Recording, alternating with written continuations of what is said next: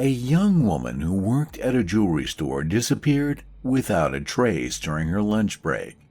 When investigators began to unravel this mystery, they were only able to find a few unusual clues and witnesses.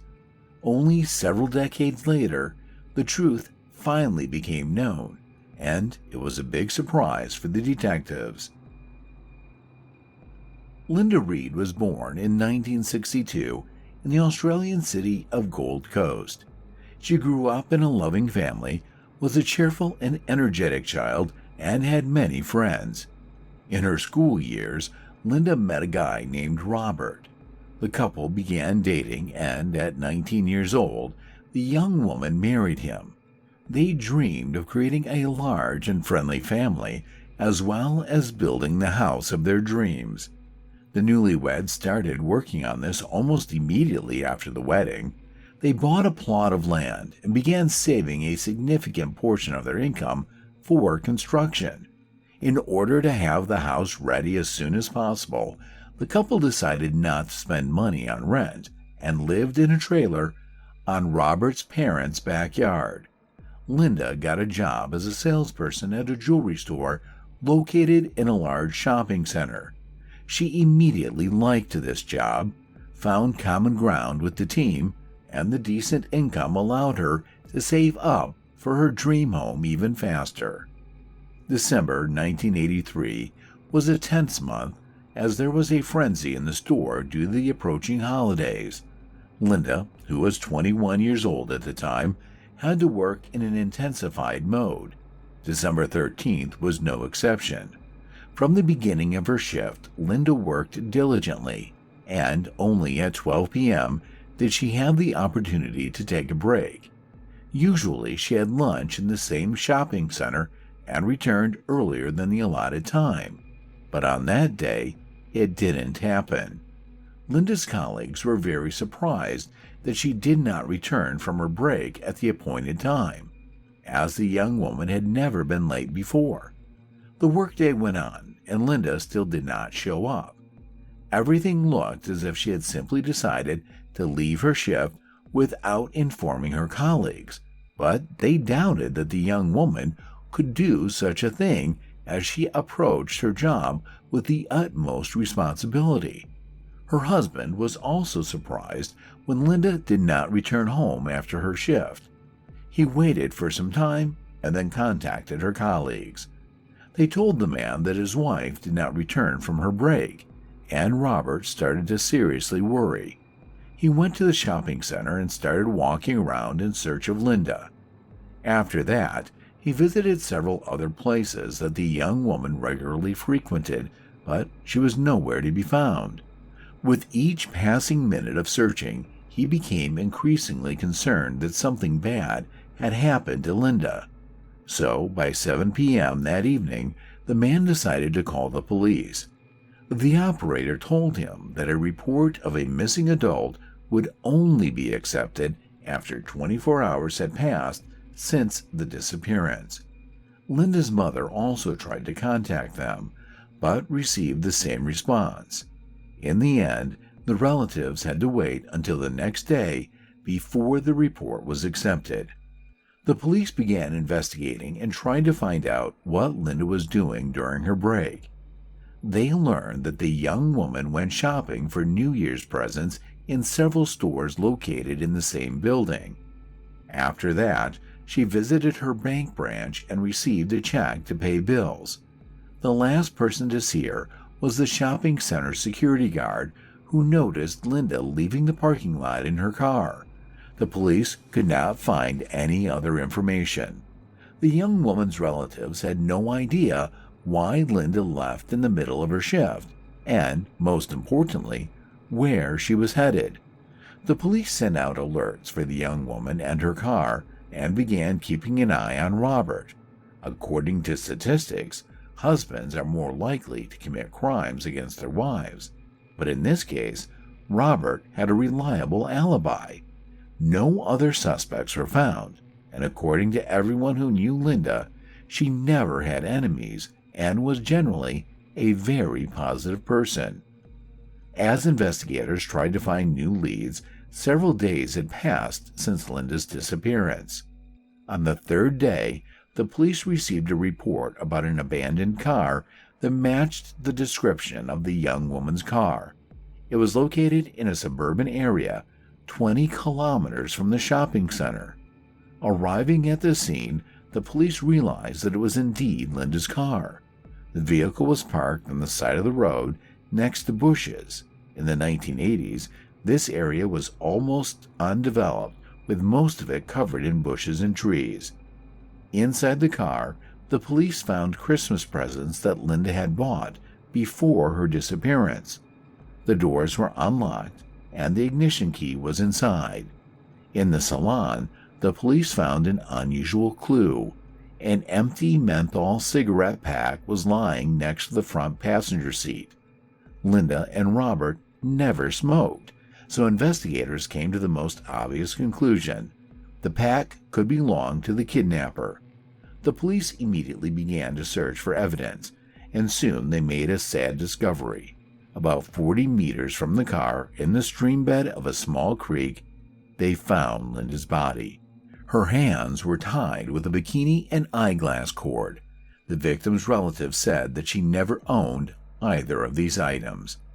Medical experts determined that the cause of death was asphyxiation, and the young woman was also subjected to violence. But at that time, specialists could not extract a DNA sample from the criminal. Thus, the investigators presented an approximate chronology of events. In their opinion, an unknown criminal attacked Linda in the parking lot of a shopping center when she came to put the gift she bought in the car. He forced her to sit behind the wheel and drive to the place where they later found her body. After that, he subjected her to violence and killed her. There were no leads that could lead the investigators to a suspect.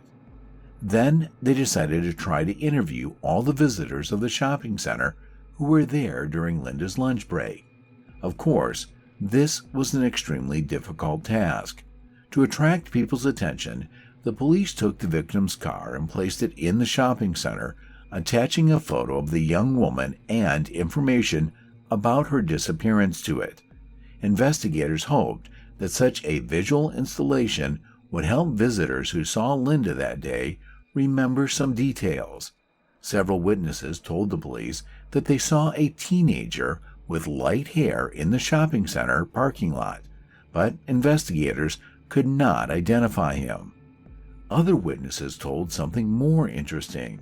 On the day of Linda's disappearance, they saw a man who was trying to catch a ride on the highway less than a kilometer from where the victim's body was found. Soon, the driver of the van turned to the police and reported that on the same day, he had picked up a man who was hitchhiking on the road, in the same location where other witnesses had seen him. Here's where things got interesting. The driver recounted that the man was smoking menthol cigarettes, but he was holding them all in his hand without a pack. Since an empty pack of menthol cigarettes was found in the victim's car, this became the first significant lead for investigators. Forensic specialists examined the driver's van and found a fingerprint on the glass near the passenger seat that did not match the owner's prints. Unfortunately, a comparison with existing databases did not yield any results. The suspect's description that the driver provided was also superficial and did not help the authorities find the man. No other evidence was found, and the investigation into this case came to a standstill for many months. A new lead only appeared just over a year later in 1985, when a prisoner in one of the state's prisons, who was a police informant, gave investigators an interesting tip. His cellmate, Craig Andrew McConnell, had confessed to him about Linda Reed's murder. According to Craig, he and another man were trying to steal a car from the parking lot of a shopping center when Linda noticed them. Fearing that she would remember their faces and report them to the police, the criminals abducted and killed her. Detectives had come across this name before. Craig had received 2 life sentences for murders committed in 1984, and he was considered a suspect in Linda's case, but the police could not find any connection at the time. After the tip from the informant, they talked to Craig in prison, but he claimed that he had nothing to do with the murder. He added that his cellmate had made it all up, and they never talked about the case, but the police were not quick to believe him. Craig committed 2 brutal murders just a few months after Linda's death, and the story told by the informant could very well be true. Forensic experts compared the suspect's fingerprints to those found on the van's glass, but they did not match. Despite this, the detectives continued to consider Craig as a possible killer, and in 1986, they decided to bring the case to trial. The only arguments against him were the words of an informant. However, he himself did not live to see the start of the trial. The man died shortly before from an overdose of illegal substances. Nevertheless, the prosecution had his entire story. According to the informant, Craig drew him a rough map of the place where he left Linda's body. Experts concluded that it matched the terrain fairly accurately, right down to the location of the trees. In addition, Craig said that Linda told the kidnappers that Rob would seek revenge. The young woman really did often call her husband by his incomplete name. The suspect also told the informant that he ate a cheese and vegetable sandwich that belonged to Linda. After her car was found, experts did find traces of cheese in her purse.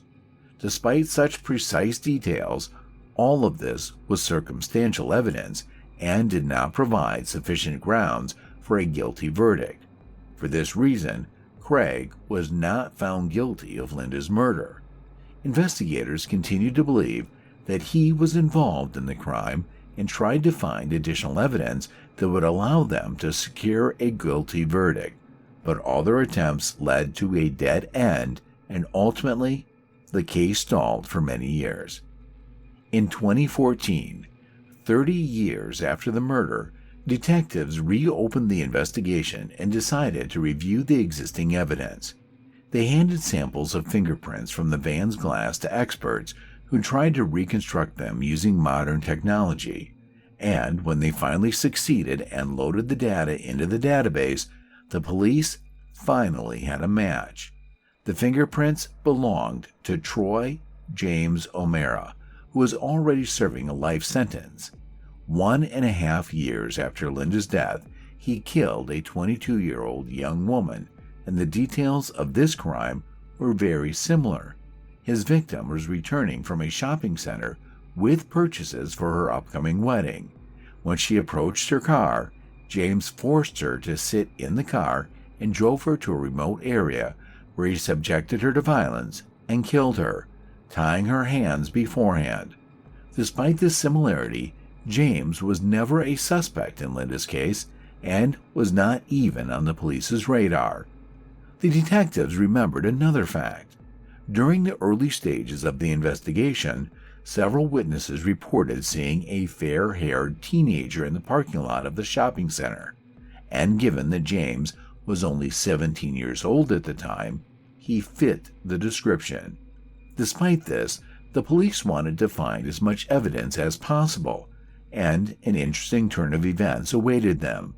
It turned out that a DNA sample of the person who assaulted Linda had been stored at the warehouse all this time, although it was no longer listed as evidence in the documents. The investigators discovered it almost by chance. But here was one problem. The sample was very small and had already begun to degrade, so local experts were unable to extract the perpetrator's profile from it. Then the investigators sent it to a modern laboratory located in New Zealand. The experts managed to extract the profile, and it fully matched James's DNA. All of this took several years for the investigators. Considering that the criminal was already serving a life sentence, they could take their time and properly prepare the case for trial. In the end, James was only arrested on August 26, 2018, almost 35 years after the murder. At that time, the man was 51 years old. He had spent more than half his life in prison and had earned several more charges during that time. James twice attacked guards and even managed to escape from prison once, but he was caught the next day.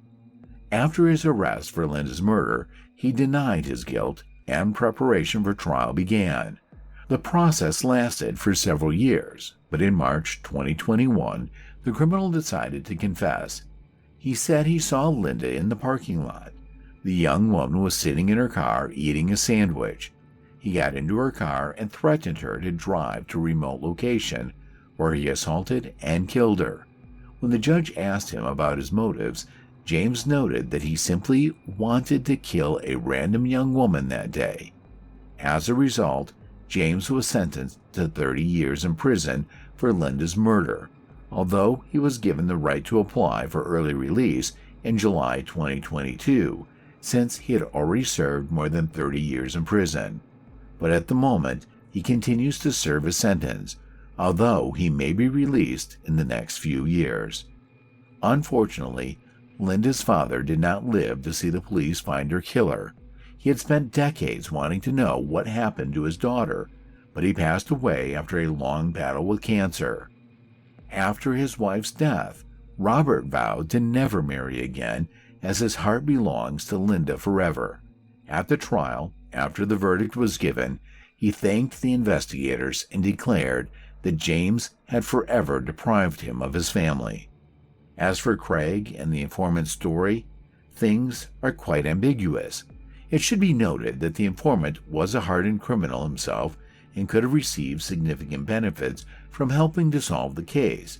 It is possible that he lied to the police, and all the key facts about the case could have been gathered from the newspapers. Share your opinion about this story in the comments, and don't forget to give this video a thumbs up if you enjoyed it. Thank you for watching.